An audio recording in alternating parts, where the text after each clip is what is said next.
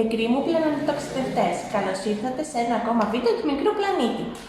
Σκέφτηκα λοιπόν, μια που οι μέρες για τη Σαρακοστή πλησιάζουν, να φτιάξουμε την κυρία Σαρακοστή, που είναι έθιμο παλιό και οι γυναίκες τη φτιάχνανε στα παλιά τα χρόνια με αλάτι και νερό.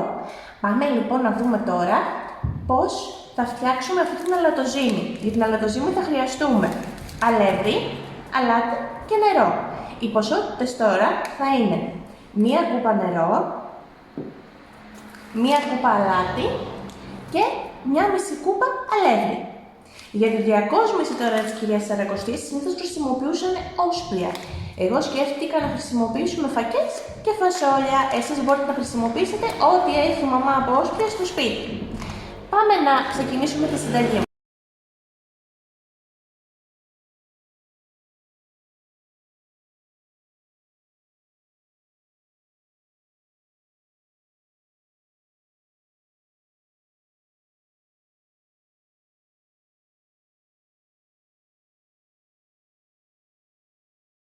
Ζυμώνουμε.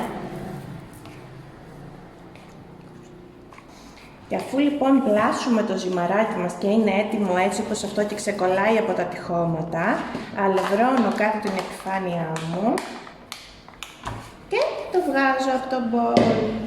Προσπαθώ να το ανοίξω με τα χεράκια μου, ώστε να γίνει πιο μεγάλη επιφάνεια, όσο γίνεται πιο επίπεδη.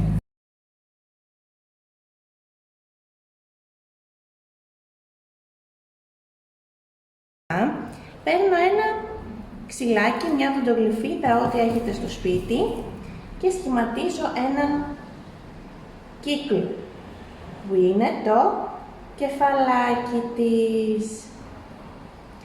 Ύστερα συνεχίζω για να φτιάξω τα χεράκια της.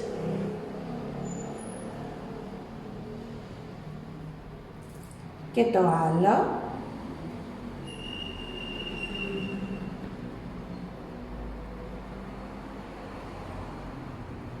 Ύστερα κάνω δύο πλάγιες γραμμές, μία από αριστερά και μία από δεξιά για να φτιάξω το φόρεμά της. Και μία παράλληλη για να ενώσω τις δύο κάθετες. Γύρω από το κεφαλάκι κάνω ακόμα έναν κύκλο για να χρησιμοποιήσω αυτό το ζυμαράκι για το μαντίλι της. Γιατί η κυρία Σαρακοστή φορούσε μαντίλι.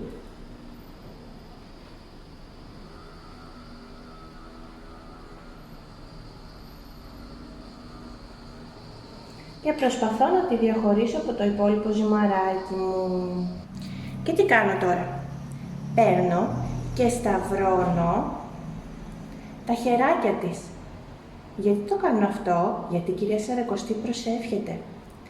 Δεν της κάνω στο ματάκι, γιατί η κυρία Σαρακοστή νήστευε.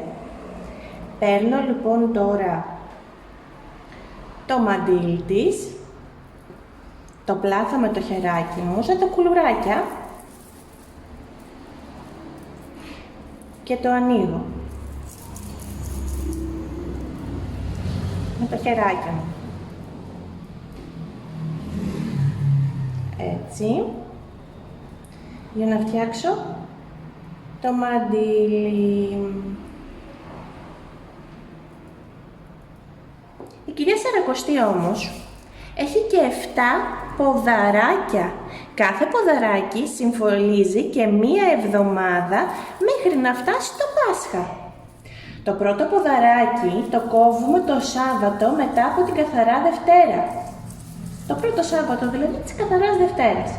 Και το τελευταίο ποδαράκι το κόβω το Μεγάλο Σάββατο. Και έτσι καταλαβαίνουμε ότι έχει έρθει το Πάσχα. Ήταν λοιπόν σε ένα αυτοσχέδιο ημερολόγιο.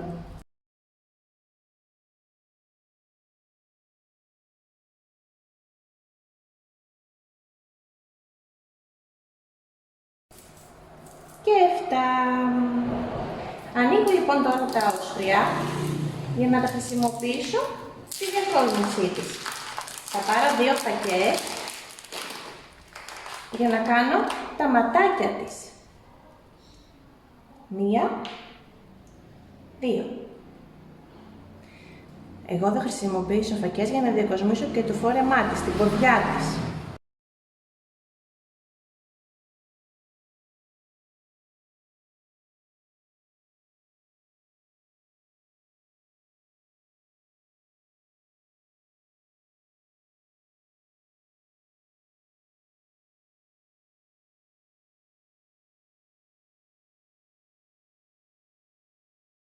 Και η κυρία Σαρακοστή μου είναι έτοιμη. Την ψήνω στους 160 βαθμούς για 30 περίπου λεπτά. Και καλή Σαρακοστή!